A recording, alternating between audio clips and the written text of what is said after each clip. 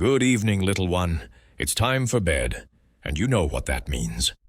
A new adventure among the stars. In a land far, far away, nestled between tall green trees and sparkling blue rivers, lived a happy forest. This forest was special because the sun always shone brightly, making the green leaves shimmer and the colorful flowers glow.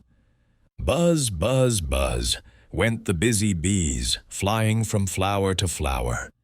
Chirp, chirp, chirp sang the little birds high in the branches, and deep inside this wonderful forest, in a cozy little cave, lived a curious little bear named Barnaby.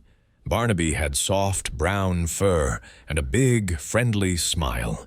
He loved to explore, and he loved honey. One sunny morning, Barnaby woke up with a big yawn. Stretch.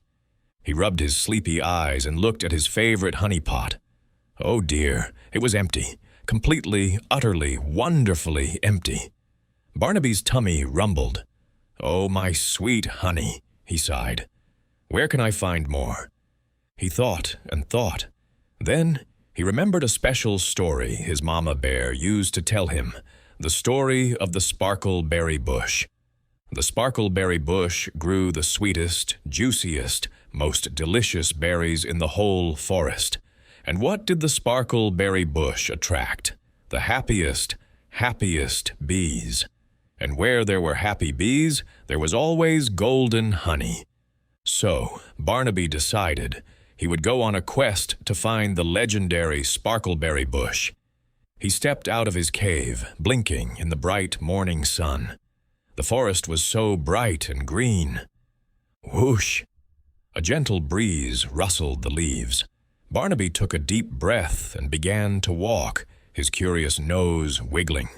Sparkleberry Bush, here I come, he mumbled. As Barnaby explored, he heard a happy chatter, chatter, chatter.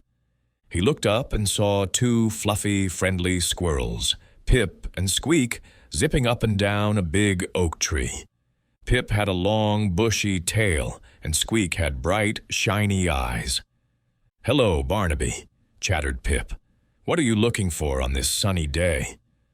I'm looking for the Sparkleberry Bush, Barnaby explained. My honey pot is empty, and I hope happy bees will lead me to new honey. Pip and Squeak looked at each other and giggled. The Sparkleberry Bush? Squeaked Squeak. That's a very special bush. We know a little something about it. Pip chattered. It likes to hide where the sunshine is brightest and the flowers are bluest.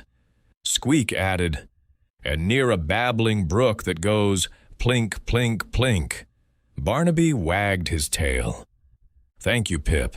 Thank you, Squeak, he said. Brightest sunshine, bluest flowers, and a babbling brook. I can do that. Barnaby followed the clues.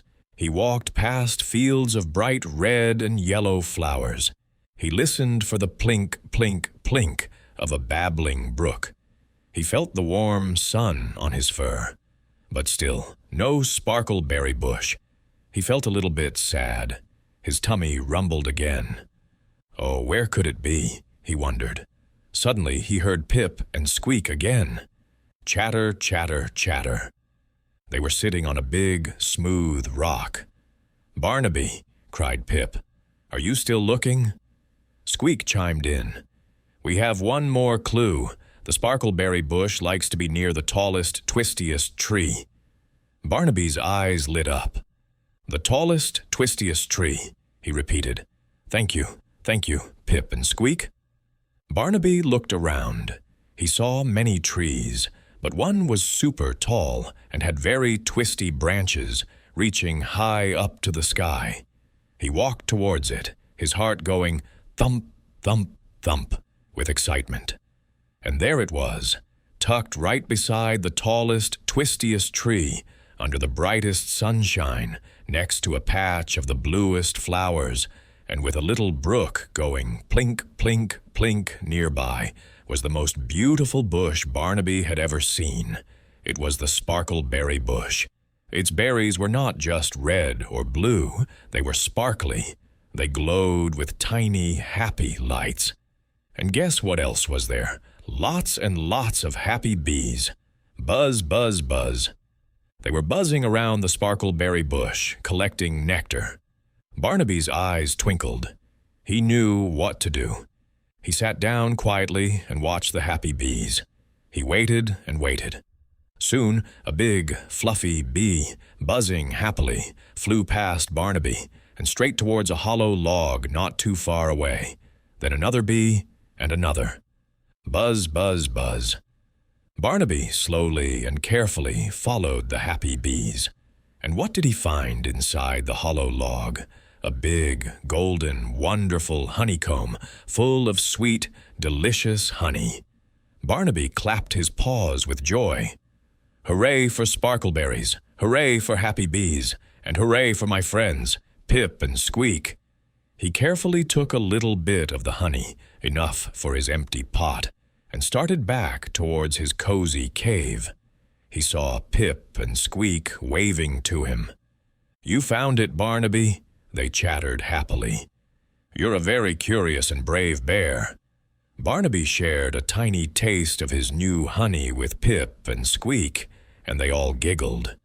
From that day on, Barnaby knew that even when things seemed empty, with a little curiosity, helpful friends, and a sunny forest, he could always find a sweet adventure and plenty of honey.